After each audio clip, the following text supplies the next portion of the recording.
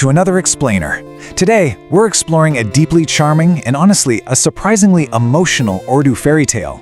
It's a story that beautifully blends royal duty, incredibly extravagant fashion, and a romantic devotion so deep that it literally defies the impossible. This isn't just some simple bedtime story, you know. Rather, it's a wonderfully detailed explainer of a classic narrative that teaches us some really profound lessons about love, human ingenuity, and the fascinating duality of our own nature. Okay, let's dive into this. What happens when a fashion-obsessed princess demands an absolute, impossible miracle for love?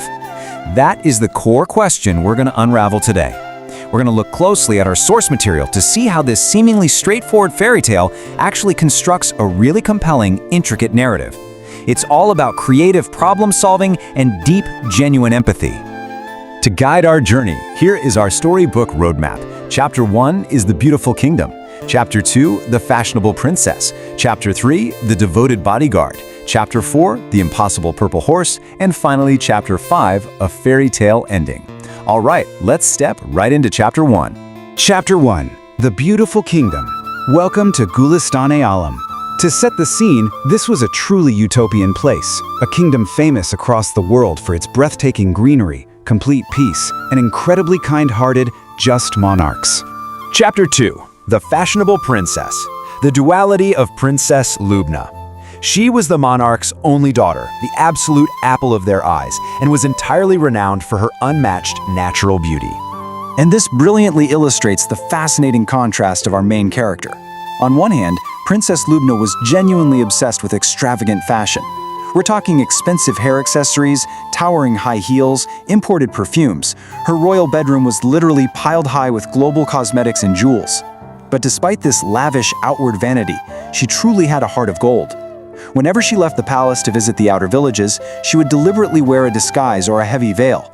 She didn't want her striking pinkish-white complexion or deep eyes to be the center of attention. Instead, she wanted to personally feed the poor and hand out new clothes to those in need, hoping people would recognize her solely for her good deeds rather than just her pretty face. To really capture her charming vanity, our source gives us this absolutely fantastic quote. She'd say, "My crown should be a little brighter and my heels so high that the whole palace hears my footsteps." You can almost hear the theatrical flair in her voice, right? She absolutely adored her towering heels and her imported lipsticks, constantly instructing her servants to ensure she commanded both visual and auditory attention wherever she walked within those palace walls. Chapter 3, the devoted bodyguard. Enter Shuaib. Meanwhile, completely on the other side of the kingdom's social ladder, lived a young man named Shawab. Though he was just a poor village boy living in a tiny, meticulously clean house, he was fiercely intelligent, exceptionally handsome, and harbored a profound, secret devotion to Princess Lubna. I mean, every young man in the kingdom dreamed of her, but his dedication was on another level. Let's walk through his timeline. Months ago, he was secretly sketching the princess on his bedroom walls, drawing her entirely from his imagination and local rumors. Weeks ago, whenever her carriage passed through his village, he'd intentionally wait in the poverty lines just for a masked glimpse of her. Yesterday, a royal opening for a bodyguard appeared, and he shot his shot, demonstrating absolutely unmatched swordplay and bravery. And today, because of his incredible skill, he's appointed as her personal royal bodyguard, stationed right outside her door. This dramatic rise brings us to a pivotal scene, the garden meeting. It was a quiet, warm afternoon. The princess was sitting alone in her garden, fixing her elaborate makeup, and for a rare moment, she had completely taken off her veil. Shuaib approached her with the simple excuse of offering her a cup of water, and suddenly, quite by accident, he saw her completely unguarded, natural beauty for the very first time. In a moment of pure, unadulterated awe, the water cup nearly slips from his trembling hands. He loses his breath and just softly whispers, "Subhanallah." He's completely paralyzed by the divine beauty of the sight right in front of him. Lubna notices him, turns around playfully, and asks her new bodyguard how her makeup looks. Shoaib, who is still recovering from the shock, delivers this earnest and beautiful response. He says, "Princess, in front of your beauty, this makeup is just dust." This striking honesty and profound simplicity instantly won her over. Amidst a palace full of yes men, she realized his admiration was genuine, it was deep, and it looked right past all her artificial fashion. As time passed, they began talking more, and Shoaib became incredibly protective of her, clearing her paths of debris, shielding her from the hot sun. But the true turning point of their bond happened on the palace stairs with a dramatic incident we can call the high heel fall. Lubna, wearing her tallest, most precarious heels, suddenly twisted her ankle. She cried out in sharp pain and actually began tumbling forward down the stone steps. During this crisis, Shoaib's devotion is immediate. He springs into action and catches the princess mid-fall, completely preventing a much worse injury. He then lifts her up and carries her in his arms straight to the royal throne. When the royal Hakim, the doctor, is called, Shoaib completely refuses to step aside and let the staff take over. Instead, he takes the cold water himself, applying it and the medical ointment to her delicate foot with his own 2 hands. Finally, he carefully replaces her towering, painful heels with soft, comfortable shoes. He essentially took over all the servant's duties out of pure, deep care for her. So, the crucial point is what he tells her when she looks at him in surprise, asking why he, a tough bodyguard, is doing a servant's job. He says, "In love there is no servant or king. Your pain is my pain." This deeply romantic, egoless, and profound statement brings tears directly to Lubna's eyes. At that exact moment, she realizes that Shoaib isn't just a dedicated bodyguard, he is a true companion to her soul. Chapter 4. The Impossible Purple Horse. The Ultimate Test. As time passes, the king officially announces that it's time for the princess to marry. Shoaib, showing immense courage, steps forward in the royal court and boldly asks the king for Lubna's hand in marriage. The king is initially furious at the audacity of a bodyguard, but Lubna intervenes, telling her father she truly wants to marry him. However, being the playful fashionista she is, she decides to issue one final impossible challenge to test his resolve in front of everyone.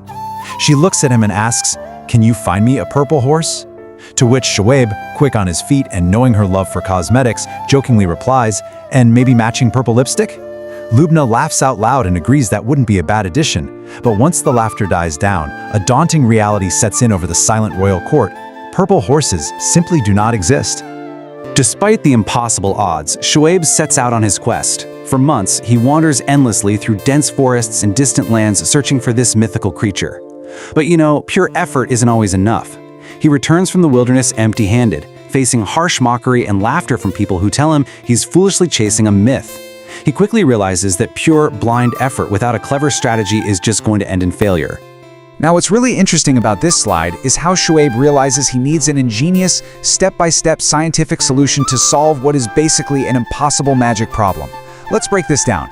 First, he consults an old Hakim who is an expert in creating natural, botanical dyes.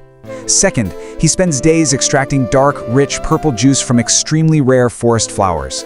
Third, he finds the strongest, most beautiful white horse in the entire kingdom and bathes it completely in this rich, natural dye. Fourth, to finish the look, he decorates the horse's mane with silver wire and matching purple hair accessories. Through applied science and sheer willpower, he literally creates the impossible. Chapter 5. A fairy tale ending. The grand reveal. The appointed day arrives, and Shoaib rides up to the massive palace gates. Everyone in the court, the king included, has their eyes wide open in absolute shock. Standing right there is a breathtaking, glowing, perfectly decorated purple horse. It looks exactly like it stepped right out of a whimsical fairy tale book. Princess Lubna rushes outside, completely stunned by his immense hard work, his intellect, and his unyielding passion. She looks at him in complete amazement and simply says, "You really did it." Shoaib bows respectfully before her and delivers this triumphant declaration, "Your every wish is a command for me, even if it is impossible." This moment completely cements his high intelligence and his unwavering devotion to her in the eyes of the entire kingdom. Seeing Shoaib's absolute brilliance and his profound love, the king happily and without a single moment of hesitation grants them permission to marry. For the grand wedding celebration, Lubna goes all out. She wears a stunning matching purple dress and, of course, her absolute highest heels. Together, they ride the famous purple horse around their kingdom in a massive celebration. And most importantly, as the years go on, they rule Gulistan-e-Alam justly. They perfectly balance her fun fashion sense with their shared, enduring commitment to helping the poor and needy. The source text tells us their story was remembered for centuries. Well, we've reached the end of our explainer, but I want to leave you with this final provocative thought. How far would you go, and how much ingenuity would you use to make the impossible possible for someone you love? It's such a memorable question about effort, empathy, and creative problem solving that this seemingly simple fairy tale beautifully presents. Thank you so much for joining me to explore the rich details of Princess Lubna and the Purple Horse. Keep learning, stay curious, and I'll see you in the next explainer.